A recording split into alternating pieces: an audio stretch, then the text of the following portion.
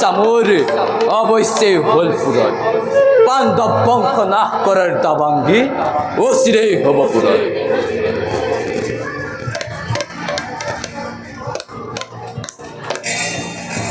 মুনিৰ ব্ৰহ্মশাপৰ প্ৰভাৱত 7 দিনৰ ভিতৰত মই পৰীক্ষিতক কৰিম দংশন। নিৰ্বাপিত কৰিম মোৰ হৃদয়ত উমি উমি জ্বলি থকা প্ৰতিশোধৰ অনাল।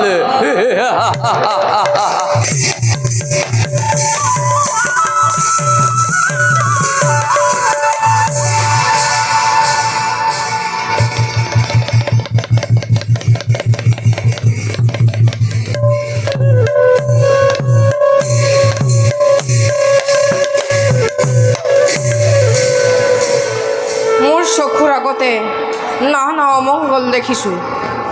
মৃগয়াৰ পৰা ঘূৰি অহাৰ পাছৰে পৰা মোৰ মনত নানা দুশ্চিন্তাই বাহ লৈছে। কি কৈক্ষণত মতিভ্ৰম হৈ মই মহৰ্ষিৰ গলত মৰাশৰ পতলি দিলোঁ। নাজানো মোক লৈ ভগৱানে কি পৰীক্ষা কৰিছে।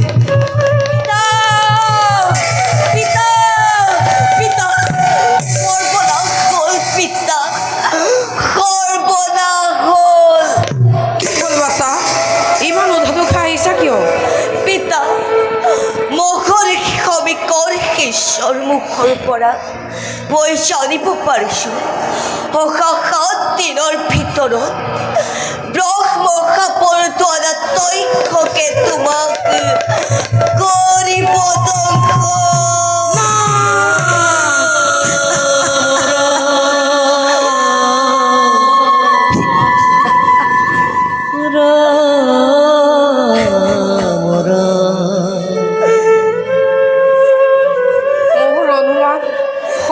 কৰিব নাই পিতা, মতিভ্ৰম হৈ মই যি গতিত কাম কৰিলোঁ তাৰ ফল আজি হাতে হাতে পালোঁ। নাই পিতা, তেনে বাক্য নকৰিব উচ্চাৰণ। ই কেতিয়াও হ'ব নোৱাৰে পিতা, ই কেতিয়াও হ'ব নোৱাৰে।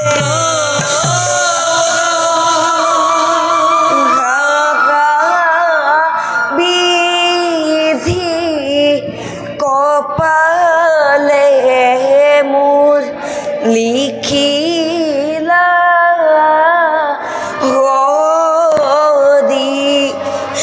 ব্ৰহ্ম খাপে আজি মৰণ লীলা।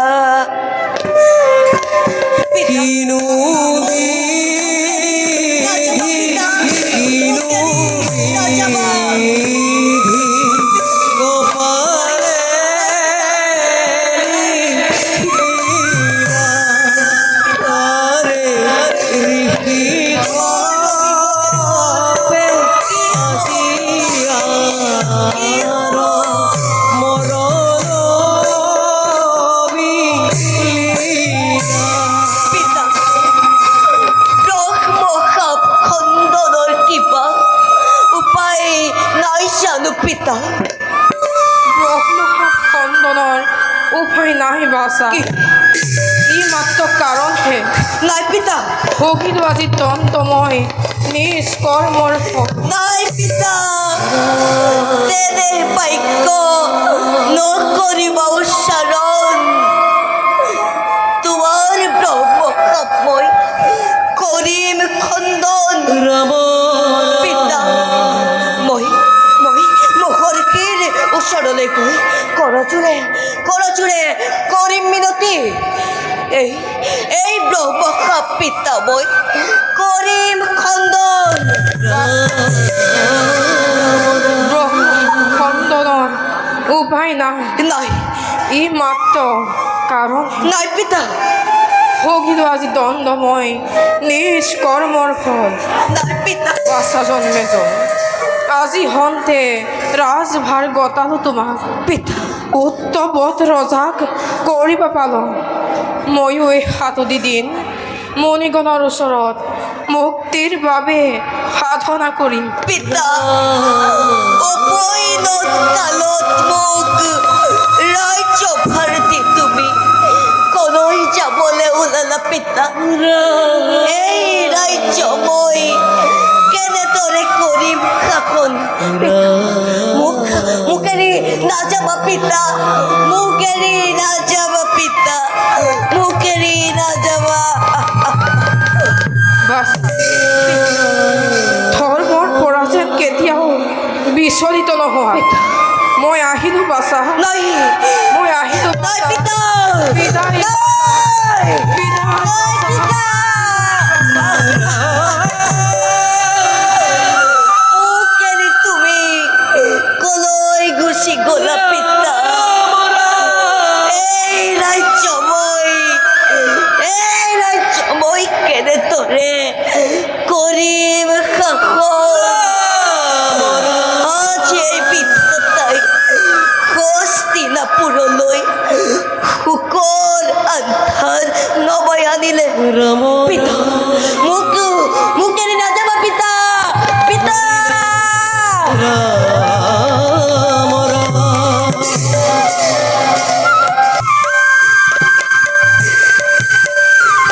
বোলো ভাল ভাল ভাল যি হয় হেনো ভাললৈকে হয়।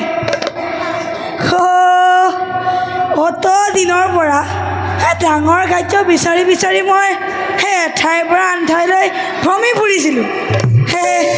কিন্তু অৱশেষত গুৰৰ টেকেলিতে পৰিল হাত। আমাৰ ৰজা পৰীক্ষিতক হেনো 7 দিনৰ ভিতৰত তক্ষকসাপে দংশন কৰিব। আৰু এয়াই মোৰ সোণালী সুযোগ। এই সুযোগতে মই পৰীক্ষিত ৰজাক মোৰ মন্ত্ৰৰ সহায়ত জীৱিত কৰি ৰজাৰ পৰা ৰাজপ্ৰসাদ লাভ কৰিম।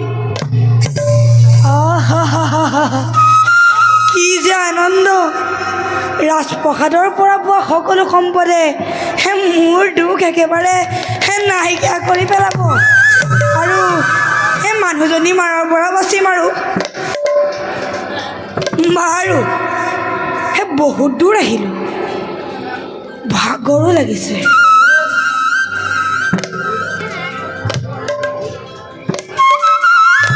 অলপ দূৰে বটবৃক্ষ তলতে অলপ বিশ্ৰাম কৰোঁ, পিছত দেখা যাব যি হয়।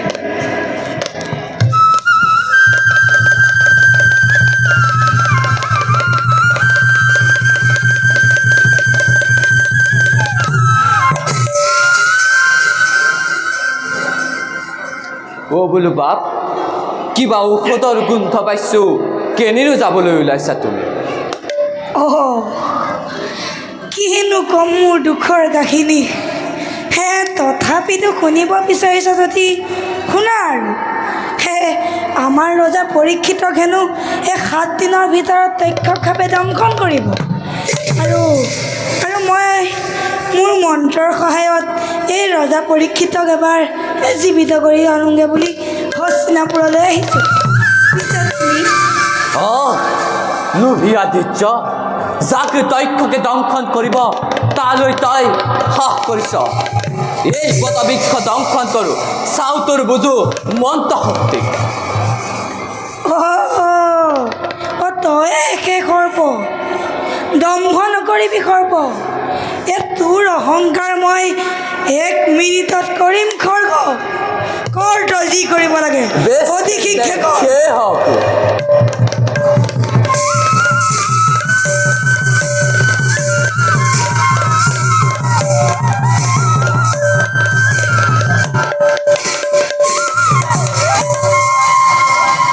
এতিয়া দেখিলি নে বাহ্মণ, কিদৰে তক্ষকৰ এক দংশনত হ'ল বটবৃক্ষ ছাৰখাৰ?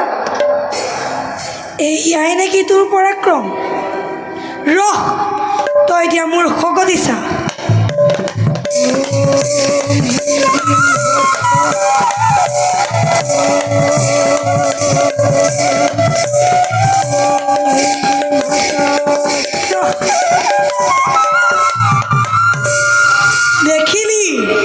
দেখিলি সৰ্প, তোৰ দৰে হাজাৰ হাজাৰ সৰ্পৰ দংশন ধনখনক মোৰ এই মন্ত্ৰই নিঃশেষ কৰিব এটি ক্ষণতে। ই কি আচৰিত! তক্ষকৰ এক দংশনৰ বৃত্তি মুহূৰ্ততে শেষ হ'ব পাৰে সকলো জীৱৰ ওপৰত। তেন্তে তক্ষকৰ বিষক ৰুধিব পাৰে মন্ত্ৰৰ পাৰে। নাই নাই, এনে হ'ব দিব নোৱাৰি। পৰীক্ষিতক দংশন কৰি নিয়তিক সলনি কৰিবলৈ দিব নোৱাৰি। হে ৰাজা, তোমাক ধন সোণ মই দিম, তুমি ইয়াৰ পৰা উভতিছো। তুমি হস্তিনালৈ গৈ পৰীক্ষিতক উদ্ধাৰ কৰি নিয়তিক সলনি কৰিবলৈ নালাগে। অ' তুমি মোক ধন সোণ দিবা? হে দিয়া, মই ধন সোণ পালেই হ'ল। কোনোবা মৰে যিয়ে মোৰ তাত কি আপত্তি? মোৰ মুঠতে মানুহজনী মাৰৰ পৰা বাচিলেই হ'ল। এয়া লোৱা ধন সোণৰ টোপনি, আৰু তুমি এতিয়াই স্বস্থানে গমন কৰা। ধন সোণ পাই গ'লোঁ, আৰু কি লাগে মোক? হে গুৰু, তুমি মোক এনেদৰে কৃপা কৰিবা। যাওঁ, মই স্বস্থানে গমন কৰোঁ।